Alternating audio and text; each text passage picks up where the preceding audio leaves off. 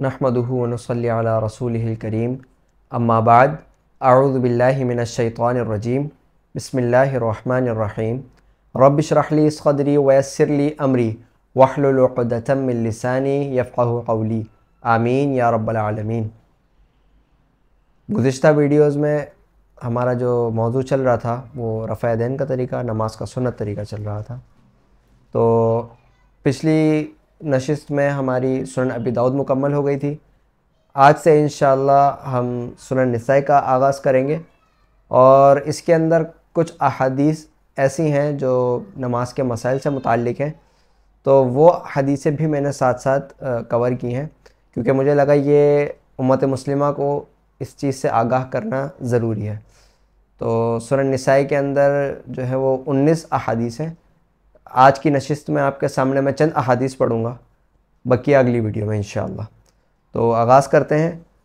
पहली हदीस सुनन निसाई की हदीस नंबर 877 अब्दुल्ला बिन उमर रज़ी अल्लाह ताला अन्हु कहते हैं कि मैंने रसूलुल्लाह सल्लल्लाहु अलैहि वसल्लम को देखा कि जब आप नमाज में तकबीरत तहरीमा शुरू करते तो जिस वक्त अल्लाहु अकबर कहते अपने दोनों हाथ यहाँ तक उठाते कि इन्हें अपने दोनों मोंढों के बिलमुकाबिल कर लेते, और जब रुकू के लिए अल्लाहु अकबर कहते तो भी इसी तरह करते, फिर जब समी अल्लाहु लिमन हमीदा कहते तो भी इसी तरह करते, और रब्बना वलकल हम्द कहते, और सजदे में जाते वक्त और सजदे से सर उठाते वक्त ऐसा नहीं करते थे।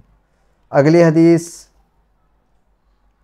878 अब्दुल्ला बिन उमर रज़ी अल्लाह ताला अन्हु कहते हैं मैंने रसूलुल्लाह सल्लल्लाहु अलैहि वसल्लम को देखा कि जब आप नमाज के लिए खड़े होते तो अपने दोनों हाथ यहाँ तक उठाते कि वो आपके दोनों मोंढों के बिलमुकाबिल हो जाते, फिर अल्लाहु अकबर कहते, और जब रुकू के लिए अल्लाहु अकबर कहते तो भी ऐसा ही करते, और जब रुकू से सर उठाते तो भी ऐसा ही करते, और समी अल्लाहु लिमन हमीदा कहते, और सजदा करते वक्त ऐसा नहीं करते। अगली हदीस 880, उसके अल्फाज हैं कि वाइल बिन हजर रज़ी अल्लाह ताला अन्हु कहते हैं कि मैंने रसूलुल्लाह सल्लल्लाहु अलैहि वसल्लम के पीछे नमाज़ पढ़ी। जब आपने नमाज शुरू की तो अल्लाहु अकबर कहा और अपने दोनों हाथ यहाँ तक उठाए कि इन्हें अपने कानों के बिलमुकाबिल किया, फिर सूरह फातिहा पढ़ने लगे। जब इससे फारिग हुए तो बुलंद आवाज़ से आमीन कहा, ए अल्लाह इसे कबूल फरमा।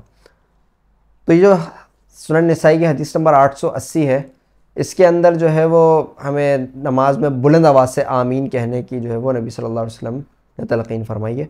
यानी इस हदीस से हमें इस बात की दलील मिलती है और इस बात का सबूत मिलता है कि नमाज में सूरतुल फातिहा के बाद आमीन बुलंद आवाज़ से कहते थे, तो हमें भी बुलंद आवाज़ से कहना चाहिए क्योंकि ये सुन्नत अमल है। ठीक है, अक्सर लोग इसके ख़िलाफ़ हैं, कहते हैं कि ऐसा नहीं होना चाहिए, लेकिन हमें जो है वो किसी के और के पीछे नहीं चलना, हमें सिर्फ नबी करीम सल्लल्लाहु अलैहि वसल्लम की तालीमात पर अमल करना है। ठीक है, तो अगली हदीस की तरफ बढ़ते हैं। हदीस नंबर 881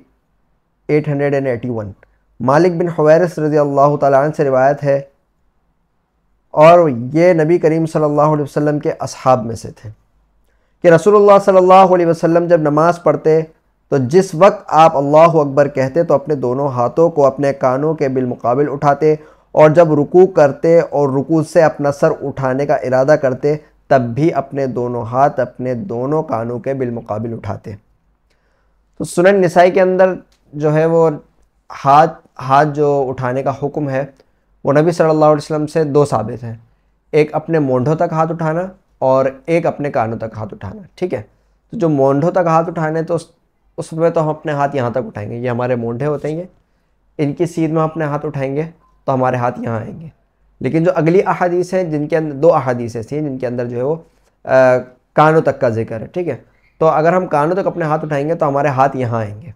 ठीक है, कोई ये नहीं है कि हमें अंगूठा लगाना है या अंगूठे लगाने, यहाँ सिर्फ और सिर्फ हदीस में जिक्र है कि अपने हाथ कानों के बिलमुकाबिल उठाते। तो ये जो आपके हाथ हैं ये अपने आपके कान के नज़दीक भी आ गए तो काफ़ी ही ज़रूरी नहीं है कि आप कान से आपको जो है वो अंगूठे छूने। ठीक है, तो ये हदीस जो थी इसके अंदर कानों तक का भी जिक्र है और इससे पिछली जो हदीसें थी उसके अंदर मोंढों तक उठाने का जिक्र है। ठीक है, अगली हदीस की तरफ बढ़ते हैं। अगली हदीस सुनन निसाई की 889 उसके अल्फाज हैं कि अब्दुल्ला बिन मसऊद रज़ी अल्लाह तआला अन्हु कहते हैं कि नबी अकरम सल्लल्लाहु अलैहि वसल्लम ने मुझे देखा कि मैं नमाज में अपना बायां हाथ अपने दाहिने हाथ पर रखे हुए था। आप सल्लल्लाहु अलैहि वसल्लम ने मेरा हाथ दाहिना हाथ पकड़ा और इसे मेरे बाएं हाथ पे रखा। यानी ये तो खैर एक कॉमन सी ही बात है कि नमाज में जो है वो आपका जो सीधा हाथ है, दायां हाथ जो है बाएं हाथ के ऊपर आता है। तो इसके अंदर जो है अब्दुल्लाह इब्न मसूद रज़ी अल्लाह तआला अन्हु बता रहे हैं कि मैंने जो है वो अपना हाथ बायां हाथ, ये मेरा ये बायां हाथ है, ये दायां हाथ, दाहिने हाथ को बाएं हाथ पे रखा हुआ था। तो नबी सल्लल्लाहु अलैहि वसल्लम ने मेरा दायां हाथ मेरे बाएं हाथ के ऊपर रख दिया। ठीक है, अगली हदीस की तरफ बढ़ते हैं। हदीस नंबर 1024 अबू सलमा बिन अब्दुर्रहमान से रिवायत है कि जिस वक्त मरवान ने अबू हुरैरा रज़ियल्लाहु तआला अन्हु को मदीने में अपना नायब मुकर्रर किया था, वो फ़र्ज़ नमाज के लिए खड़े हुए तो अल्लाहु अकबर कहते, फिर जब वो रुकू करते तो अल्लाहु अकबर कहते, और जब रुकू से अपना सर उठाते तो समी अल्लाहु लिमन हमीदा कहते, रब्बना वलकल हम्द कहते। फिर जब सजदे के लिए झुकते तो अल्लाहु अकबर कहते। फिर जब तशहुद के बाद दूसरी रकात से उठते, यानी कादा ऊला से जब उठते तो अल्लाहु अकबर कहते। हर रकात में इसी तरह करते यहाँ तक कि अपनी नमाज पूरी कर लेते। एक बार जब उन्होंने अपनी नमाज पूरी कर ली और सलाम फेरा तो लोगों की तरफ मुतवज्जा हुए और कहने लगे, कसम है इस ज़ात की जिसके हाथ में मेरी जान है, मैं तुम सबसे ज़्यादा रसूलुल्लाह सल्लल्लाहु अलैहि वसल्लम की नमाज से मुशाबिहत रखता हूँ। तो इस हदीस में रफ़ुल यदैन का तो ज़िक्र नहीं है, लेकिन नमाज में कब कब तकबीर कही, इस हदीस के अंदर ये मसला बयान हुआ है। ठीक है, ये मसला बयान हुआ है इस हदीस में कि आपने तकबीर कब कहनी है, रुकू से उठते वक्त, यानी रुकू से जब उठते हैं तो समी अल्लाहु लिमन हमीदा कहना है, उसके साथ रब्बना वलकल हम्द कहना है। सजदे में जाते वक्त अल्लाहु अकबर कहते हुए सजदे में जाना है, सजदे से उठना है, फिर सजदे से उठते वक्त फिर अल्लाहु अकबर कहना है, दूसरा सजदा करते वक्त फिर अल्लाहु अकबर कहना है। यानी इस नमाज के अंदर जितनी तकबीरात हैं, यानी जो जो एक्शन करने के बाद हमें तकबीर कहनी होती है, एक्शन के साथ जो तकबीर कहनी होती है, इस हदीस के अंदर वो मामला डिस्कस हुआ है। तो अभी सूरह निसाई की आपके सामने मैंने चंद अहादीस पढ़ी हैं। हाँ जी जी जी जी, ये बात भी मैं कह देता हूँ। अक्सर लोग जो है वो इन्हीं अहादीस के क्या कहते हैं इस्तेदलाल करते हैं, इन्हीं अहादीस से कि रफ़ा दैन जो है वो हदीस में नहीं आया।